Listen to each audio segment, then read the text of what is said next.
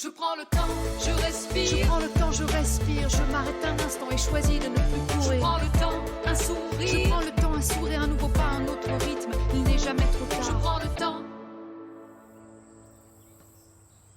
When I'm asked what my ambitions are, I'm often asked, where do you see yourself in a month, 2 months, 3 months? It always makes me laugh because I think, no, you should be asking me where I see myself in 5 years, where I see myself in 10 years. Because I'm ambitious and I'm not afraid to say it. In my business plan, if there's one thing that's really clear, it's that I'm going to talk about my finances. For what? Because I want everyone to benefit from it. The system that I created is a system based on affiliation. I'm going to talk about it a bit further on, but you'll see that when you operate in an affiliate space, everything becomes clear. For me, the numbers are known, they're owed, and people are going to be happy. Why are people going to be happy? Because if I make money, it will give me the power to help people in a concrete way. One of the saddest things I find is that we've tried to work with several organizations. We tried to work with religious communities. We tried to work with nonprofit organizations. We tried to do business with the city. Something's happening right now in Quebec, but I'm going to focus more on the Laval area, and it's a bit shocking. It's in real estate. There are heritage buildings, wonders. I swear to you, friends, there are wonders. I visited several with my daughter this summer that are completely empty, that aren't inhabited. And do you know where the problem is?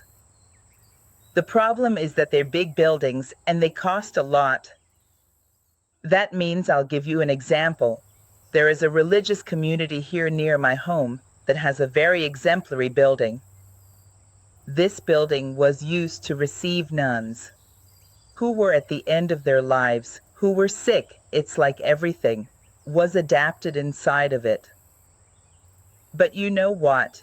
It's empty, that place is empty, and there are several reasons given, among others, well, it's more insurable because the criteria are not all respected, the criteria are not up to date. We have difficulty getting insurance. Listen carefully. I just have one question. Can you explain to me why we're going to say that in a historic building like that, legally, there are not enough bathrooms compared to the bedrooms or whatever or any problem? So the first comparison I'm going to make is, I hope the guys in Bordeaux prison or the girls in the prisons who are crammed in about 8 to a small cell with a toilet bowl right in the middle are well taken care of. I hope they're well insured. I hope the prisons have insurance. I don't want to minimize. I just want to try to compare and above all try to understand.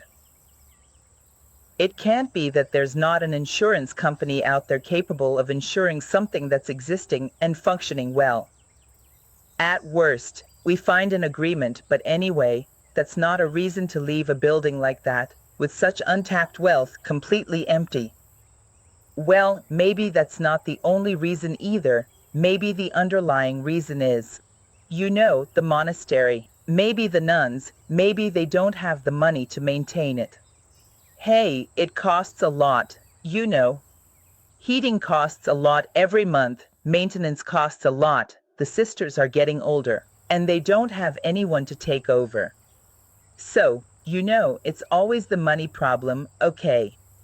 That right there, the money problem and the big empty buildings, that's an equation we can't ignore. The big problem here is that there are real estate developers who are watching this and waiting for it. There's a place near my home where the city showed up just in time to block a big investment. Listen, right now, the building is abandoned. It's not abandoned, that's not true, because they got a 2-year reprieve. They offered it to community organizations. They're doing their best. I went to visit. Honestly, they're really doing their best, but they don't have the resources. That's always the problem. It means they don't have the resources to maintain the building. They don't have the resources to take care of the beautiful things that are there. So it makes me sad because the building is deteriorating, it's deteriorating, it's deteriorating. At some point, the city won't have the means to maintain it anymore. What are they going to do? The real estate developer is still there. He's going to buy the land, you know. It's not right that people who have worked their whole lives, like the nuns, for example, are being pushed out the door just because they don't have the money or the means to maintain the building. That leads to a lot of big buildings, beautiful buildings that are currently empty. To say that if I come to a community organization and offer my help by saying, listen to me, your organization absolutely meets all the values that I would like to encourage, could we form a business partnership? The answer is no. They don't say why because they're dependent on government grants. This creates a cycle where you must justify the money received each year. It's scary when a new business comes in with projects. It sucks, but there's a fix: my autonomy. My business plan aims for financial independence. My goal is to create a community. Once I have enough money from the trust, I can invest in buildings to make them self-sufficient. I can fix this with my autonomy and business plan for financial independence. I aim to create a community and invest in buildings with trust funds. My plan is self-sufficient. One of my goals is building a community. I could invest in buildings, self-sustain them. My business plan is calculated, numbers add up. Raise money, start trust, build team, get in shape. I want to come back to Quebec and invest in real estate. Visited city, applied for grants. Plan meets criteria, my daughter and I worked on it. People are interested but not signing checks. Raising money, starting my trust, building a team, and through that, getting back in shape.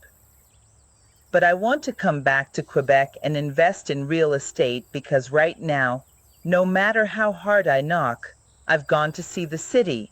I've made grant applications. My entire business project is written to have a solid, socio-economic, sustainable project, a circular economy, even all the trendy stuff. My business plan is designed exactly to meet all the criteria, my daughter and I spent the summer working on it. The people we presented to are really interested, but they're not the ones signing the checks. So right now, it's tough. We're having a hard time reaching people. At some point, a girl gets discouraged because, you know, I don't have health. I don't have resources anymore. Things need to move forward. So that's why right now we're looking for investors to set up in places where we can have lower tax burdens. Yeah, for starting my business, I fully accept that I'm going to go to the most advantageous place for me. It's not complicated, and it's not about wanting to cheat or anything like that. It's just the principle of philanthropy. Unfortunately, people don't think about it. It's not very popular in the Francophone community. But with Anglophones, it's something that happens regularly. Just think about the Jewish hospital.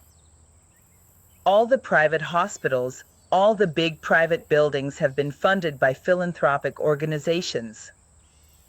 So those are my ambitions, to make a lot of money and have my daughter here.